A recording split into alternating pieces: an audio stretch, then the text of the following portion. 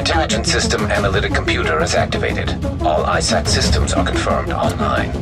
Data scanned. Downloading files.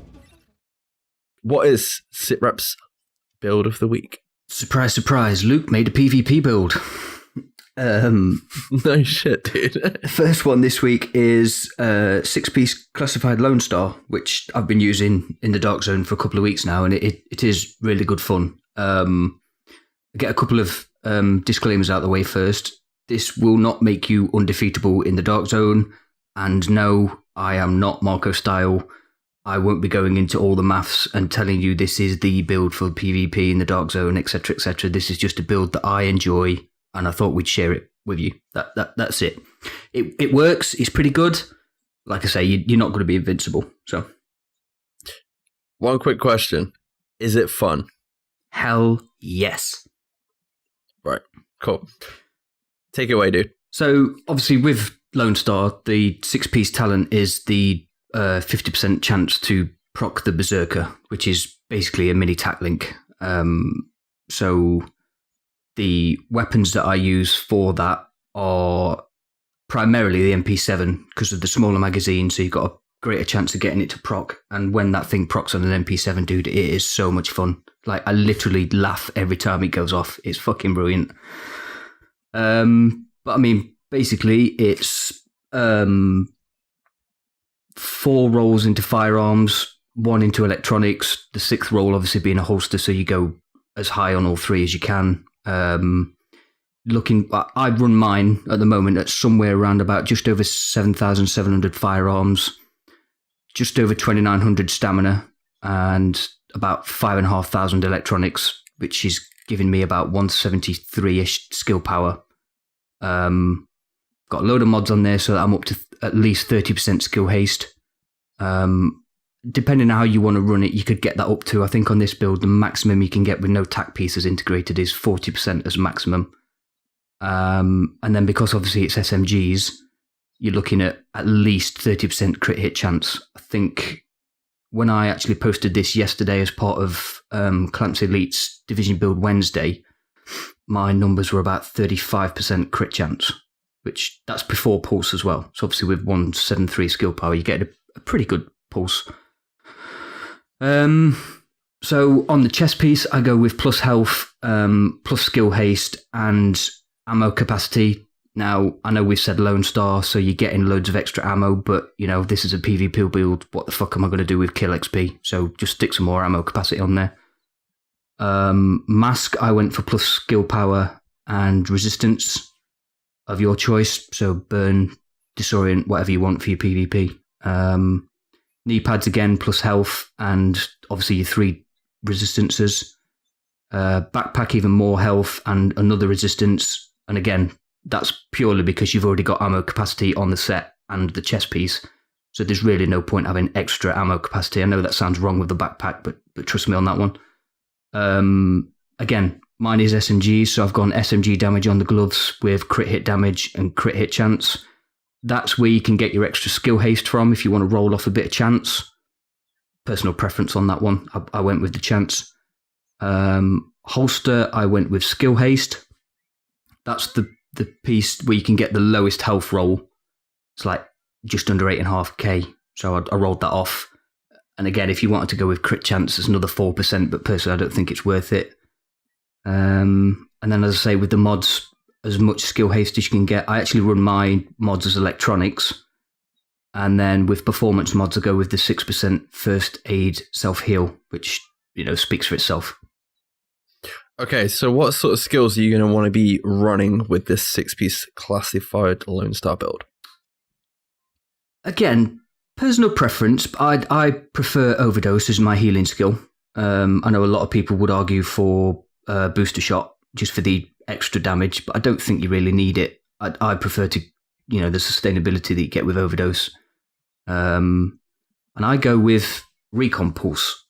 And I know that's going to raise a few eyebrows, but the reason I use that one is it's getting me on the skill power that I mentioned earlier, around about 19% chance and crit hit damage with a cooldown of just under 23 seconds.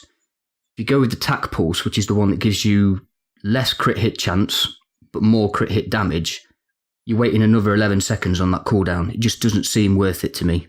So, like I say, personal preference, try it. No, that's a good idea. Yeah, the thing I would say with these builds is I keep saying personal preference, but try it out. See how it fits your play style. Okay, talents. Critical save is a must. Strike back is a must. I go with triage. You could say maybe precision for those headshots, which gives you an extra mini pulse.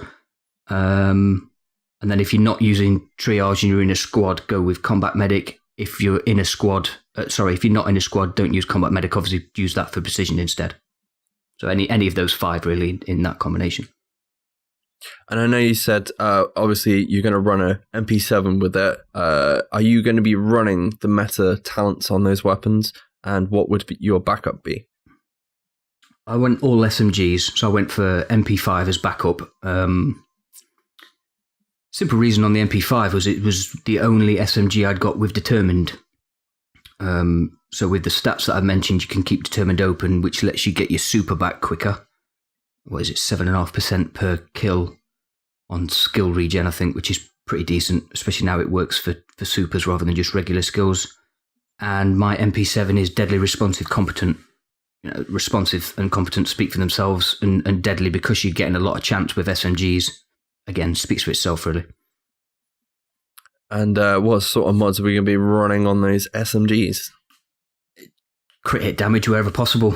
So crit hit damage scope, crit hit damage grip, crit hit damage vent. And then for the extended mag, I went for, obviously, size, a bit more crit hit damage, and I went for rate of fire. Now, again, you could get some more crit hit chance on there if you don't want rate of fire, because, it is an MP7, it's pretty fast firing anyway, but a little bit extra never hurts. Oh, that's awesome. Rob, I'm going to go to you, dude. Obviously, Luke plays a lot of PvP. This is built for PvP. What, if anything, would you adjust for PvE? Because I know you've used this. What did you say? What alt you were using? I didn't. If I was, you tend to run revive, don't you? Quite a bit. Yeah, if I was running solo, I'd always go with green. If I was in the squad, it just depends what everybody else is using, really. I think as a damage dealer in PvP, I tend to be one that dies before anybody else. So I would argue against me having green in a team and running with blue or yellow.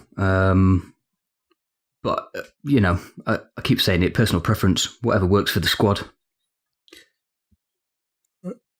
Yeah, cool. For PvE, I wouldn't change much, to be honest.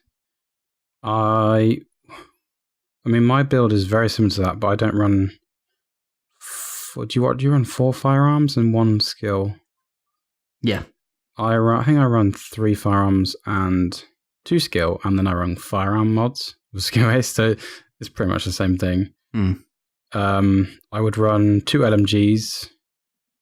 I think my build has MG5s with... They both have Determined on them and other talents that give you your skill back. Yeah, basically skill haste everywhere you can get it, just for that survivability. Yeah, it would. To be honest, it's not much different for PvE, but yeah. That's good, guys. LMGs with 6-piece Lone Star must be good for PvE, though, right? Yeah. Yeah, you're getting a lot of extra damage from them set pieces, aren't you? Yeah. Yeah, I like that. That's cool. I would comment, but I'm still chasing that sweet Lone Star chest at the minute. So if either of you boys get one, please drop it for me. Please. Anyway, that's SITREP's build of the week. Send us your thoughts on this build, or send us your own build, either on the socials at SITREP Radio Pod on Twitter, Facebook, or leave a comment if you're watching this on the YouTubes. You're listening to a Mash Those Buttons podcast. Visit mashthosebuttons.com for a full podcast schedule. Cargo secure.